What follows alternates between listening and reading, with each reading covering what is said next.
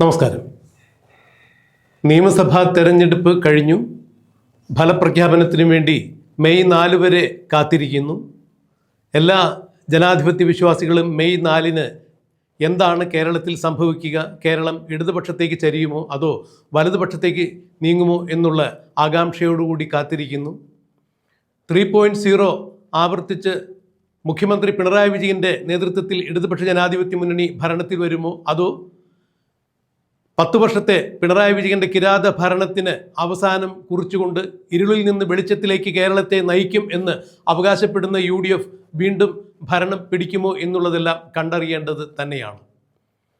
എന്നാൽ വോട്ടെടുപ്പിന് മുമ്പ് 100-ലധികം സീറ്റുകളുമായി തങ്ങൾ വീണ്ടും അധികാരത്തിൽ വരും എന്ന് ഇടതുപക്ഷവും പിണറായി വിജയനും ഒരുപോലെ തന്നെയാണ് ആത്മവിശ്വാസം പ്രകടിപ്പിച്ചിരുന്നതെങ്കിൽ ഇപ്പോൾ അത് കുറഞ്ഞിരിക്കുന്നു എന്നാണ് ഇടതുപക്ഷ ക്യാമ്പുകളിൽ നിന്ന് കിട്ടുന്ന വിവരങ്ങൾ. വോട്ടെടുപ്പിന് മുമ്പ് 100 സീറ്റ് തങ്ങൾക്ക് ലഭിക്കും എന്ന് അവകാശപ്പെട്ട ഇടതുപക്ഷം വോട്ടെടുപ്പിന് ശേഷം അത് അവലോകനങ്ങൾക്ക് ശേഷം 90 സീറ്റായി കുറഞ്ഞു എന്നുള്ളതാണ് പുറത്തുവിട്ട വിവരങ്ങളിൽ നിന്നും മനസ്സിലാക്കാൻ കഴിയുന്നത്. പിന്നീട് മണ്ഡലം തിരിച്ചുള്ള കണക്കുകൾ വന്നു കഴിഞ്ഞപ്പോൾ അത് 80 സീറ്റായി വീണ്ടും ചുരുങ്ങുന്ന കാഴ്ചയാണ് കണ്ടത്. അതായത് 80 സീറ്റുകളിൽ വിജയം നേടാൻ സാധിക്കും എന്നാണ് CPM-ൻ്റെയും ഇടതുപക്ഷത്തിൻ്റെയും പ്രവർത്തകർ പിന്നീട് പുറത്തുവിട്ട ചില കുറിപ്പുകളിൽ നിന്നും മനസ്സിലാക്കാൻ കഴിഞ്ഞത്. എന്നാൽ ഇപ്പോൾ കഴിഞ്ഞ ദിവസം സംസ്ഥാന സമിതി യോഗം ചേർന്നപ്പോൾ CPM-ൻ്റെ സംസ്ഥാന സമിതി യോഗം വിലയിരുത്തിയത് മണ്ഡലം തിരിച്ചുള്ള കണക്കുകളിൽ CPM-ൻ്റെ ഉറപ്പ് ആയ വോട്ടുകൾ മാത്രം കണക്കിലെടുത്താൽ, അതായത് അനുഭാവികളുടെ വോട്ടുകൾ കണക്കിലെടുക്കാതെ CPM-ൻ്റെ ഉറപ്പായ വോട്ടുകൾ മാത്രം കണക്കിലെടുക്കുമ്പോൾ ഏതാണ്ട് ഒരു 70 സീറ്റ് മാത്രമാണ് ഇടതുപക്ഷത്തിന് കിട്ടാൻ സാധ്യത എന്നാണ് സംസ്ഥാന സമിതി രേഖപ്പെടുത്തിയിരിക്കുന്ന കണക്ക് എന്നാണ് പുറത്തു വരുന്ന വിവരം. അതായത് ആദ്യം 100 സീറ്റ് നേടി തുടർ ഭരണത്തിലേക്ക് ഇടതുപക്ഷം വീണ്ടും വരും എന്ന് പറഞ്ഞ ഇടതുപക്ഷം ഇപ്പോൾ 75 സീറ്റിലേക്കോ 70 സീറ്റുകളിലേക്കോ കുറയും എന്ന് പറഞ്ഞു മുന്നോട്ട് വരുന്നു. സംസ്ഥാന സമിതിയിൽ ഇതാണ് രേഖപ്പെടുത്തിയിരിക്കുന്ന കണക്ക് എന്നറിയുമ്പോൾ തീർത്തും ഇടതുപക്ഷത്തിൻ്റെ കാര്യം പരിങ്ങലിലായിരിക്കുന്നു എന്ന് ഇടതുപക്ഷം തന്നെ വ്യക്തമാക്കുന്നു. ഇതിനിടെ മറ്റൊരു പ്രസ്താവ്യമായ കാര്യം കൂടിയുണ്ട്. മുഖ്യമന്ത്രി പിണറായി വിജയൻ വോട്ടെടുപ്പ് ദിവസം കണ്ണൂരിലേക്ക് തൻ്റെ സ്വന്തം വീട്ടിലേക്ക് എത്തിയിട്ട് അവിടെ നിന്നും ഇപ്പോൾ വീണ്ടും തിരുവനന്തപുരത്തേക്ക് എത്തിയിട്ടില്ല എന്നാണ് മനസ്സിലാക്കാൻ കഴിയുന്നത്. ക്ലിഫ് ഹൗസ് അടച്ചു പൂട്ടിയിരിക്കുന്നു. അതായത് ഒരു പടിയിറക്കത്തിനുള്ള സൂചന എന്നോണം തന്നെയാണ് പിണറായി വിജയൻ ഇപ്പോൾ കണ്ണൂരിലെ വീട്ടിൽ കഴിയുന്നത് എന്നാണ് മനസ്സിലാക്കാൻ കഴിയുന്നത്. കണ്ണൂരിലെ വീട്ടിൽ അദ്ദേഹം മറ്റ് ഔദ്യോഗിക പരിപാടികളിൽ ഒന്നും തന്നെ ഇതുവരെയും പങ്കെടുക്കാതെ കഴിഞ്ഞുകൂടുന്നു എന്നാണ് മനസ്സിലാക്കാൻ കഴിയുന്നത്.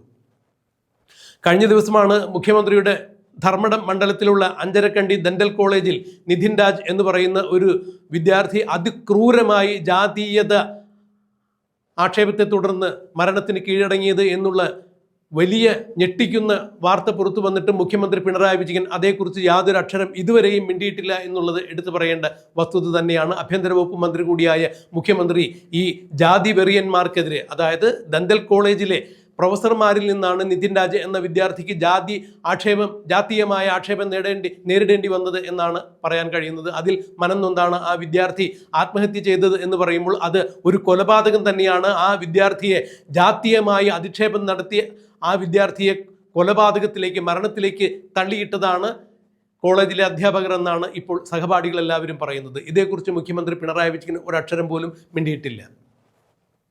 എന്നാൽ തെരഞ്ഞെടുപ്പ് കഴിഞ്ഞതിനെ തുടർന്ന് വലിയ പരാജയ ഭീതിയിൽ തന്നെയാണ് ഇടതുപക്ഷ ജനാധിപത്യ മുന്നണി എന്നാണ് മനസ്സിലാക്കാൻ കഴിയുന്നത്. ധർമ്മടം അടക്കമുള്ള കേരളത്തിലെ 113 മണ്ഡലങ്ങളിൽ വൻ തിരിച്ചടി ഉണ്ടാകും എന്നാണ് ഇടതുപക്ഷം തന്നെ വിലയിരുത്തിയിരിക്കുന്നത് എന്നുള്ള വാർത്തകൾ പുറത്തു വരുമ്പോൾ ധർമ്മടത്ത് കഴിഞ്ഞ തവണ 50,000-ലധികം വോട്ടിൻ്റെ ഭൂരിപക്ഷത്തിനാണ് മുഖ്യമന്ത്രി പിണറായി വിജയൻ നിയമസഭയിലേക്ക് ജയിച്ചെത്തിയത്.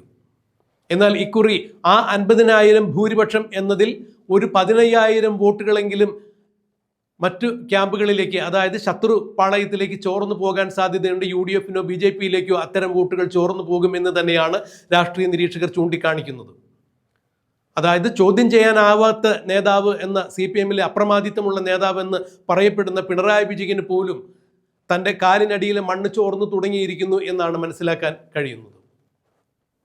ചുരുങ്ങിയത് 25 സിറ്റിംഗ് സീറ്റുകളെങ്കിലും CPM-ന് നഷ്ടപ്പെടും എന്ന തരത്തിൽ സംസ്ഥാന സമിതി വിലയിരുത്തിയിരിക്കുന്നു എന്ന് പറയുമ്പോൾ കടുത്ത മത്സരം തന്നെയായിരിക്കും ഇക്കുറി ഇടതുപക്ഷ ജനാധിപത്യ മുന്നണി നേരിടേണ്ടി വരുന്നത് എന്ന് തന്നെയാണ് വിലയിരുത്തുന്നത്. ഏതാണ്ട് 25-ലധികം സീറ്റുകൾ CPM നഷ്ടമാകും, സിറ്റിംഗ് സീറ്റ് നഷ്ടമാകും എന്ന് പറയുമ്പോൾ 13 മന്ത്രിമാരെങ്കിലും തോൽക്കും എന്ന് തന്നെയാണ് വിലയിരുത്തപ്പെടുന്നത്. അതിൽ ആരൊക്കെയുണ്ട്, എന്തൊക്കെയുണ്ട് എന്നുള്ള വിശദാംശങ്ങൾ ഇനിയും പുറത്തു വരാനിരിക്കുന്നതേ ഉള്ളൂ. എങ്കിലും ഇതാണ് ഇപ്പോൾ സംസ്ഥാന സമിതിയിൽ നിന്നും കിട്ടിയിരിക്കുന്ന റിപ്പോർട്ട് എന്നാണ് പറഞ്ഞ് കേൾക്കുന്നത്. ഒരു കാര്യം എന്തായാലും വ്യക്തമായിരിക്കുന്നു, ഇടതുപക്ഷ ജനാധിപത്യ മുന്നണി ഭരണത്തിൽ നിന്ന് ഇറങ്ങുന്നു എന്നുള്ളതിൻ്റെ വ്യക്തമായ സൂചന തന്നെയാണ് പിണറായി വിജയൻ ഇപ്പോൾ കണ്ണൂരിൽ തമ്പടിച്ചിരിക്കുന്നത്. ക്ലിഫ് ഹൗസ് അക്ഷരാർത്ഥത്തിൽ പൂട്ടിയിട്ടിരിക്കുന്നു.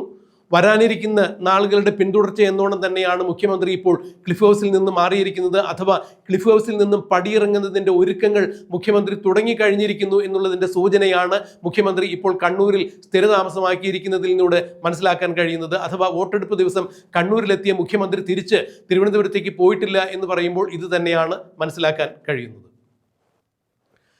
ശക്തമായ മത്സരം നടന്ന മണ്ഡലങ്ങളിൽ 113 മണ്ഡലങ്ങളിലെങ്കിലും ഇടതുപക്ഷത്തിന് കനത്ത തിരിച്ചടി ഉണ്ടാകും എന്ന് രാഷ്ട്രീയ നിരീക്ഷകർ ഉൾപ്പെടെയുള്ള ആളുകൾ ചൂണ്ടിക്കാണിക്കുമ്പോൾ വൻ വൃക്ഷങ്ങൾ CPM വൻ വൃക്ഷങ്ങൾ കടപുഴകുന്നതായി ഇക്കുറി മെയ് 4-ാം തീയതി തിരഞ്ഞെടുപ്പ് ഫലപ്രഖ്യാപനം വരുമ്പോൾ കേരളത്തിൽ കാണാൻ സാധിക്കും എന്ന് തന്നെയാണ് രാഷ്ട്രീയ നിരീക്ഷകർ ചൂണ്ടിക്കാണിക്കുന്നത്.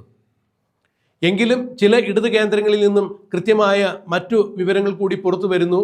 വ്യക്തമായ ഭൂരിപക്ഷം, അതായത് 3/2 ഭൂരിപക്ഷം കിട്ടിയില്ല എന്നുണ്ടെങ്കിലും 2-3 സീറ്റിൻ്റെയെങ്കിലും ഭൂരിപക്ഷത്തോടു കൂടി ഇടതുപക്ഷ ജനാധിപത്യ മുന്നണി തന്നെ തുടർഭരണത്തിൽ വരും എന്നാണ് പറയപ്പെടുന്നത്. എന്നാൽ ഇത് വെള്ളത്തിൽ വരച്ച വരയാണ്, വെറും ദിവാസ്വപ്നം മാത്രമാണ് എന്നാണ് UDF കേന്ദ്രങ്ങളും പറയുന്നത്. UDF കേന്ദ്രങ്ങളിലാകട്ടെ വലിയ ആത്മവിശ്വാസം തന്നെയാണ്. അവിടെ ഏതൊക്കെ വകുപ്പുകൾ, ഏതൊക്കെ മന്ത്രിമാർ സ്വീകരിക്കണം, അല്ലെങ്കിൽ ആരൊക്കെ ആയിരിക്കണം മന്ത്രിമാർ, അവർക്കൊക്കെ ഏതൊക്കെ വകുപ്പായിരിക്കണം എന്നുള്ള ചില ചർച്ചകളൊക്കെ നടക്കുന്നുണ്ട് എന്നുകൂടി അറിയുന്നുണ്ട്. അതിൻ്റെ സ്ഥിരീകരണം ഇനിയും വന്നിട്ടില്ല.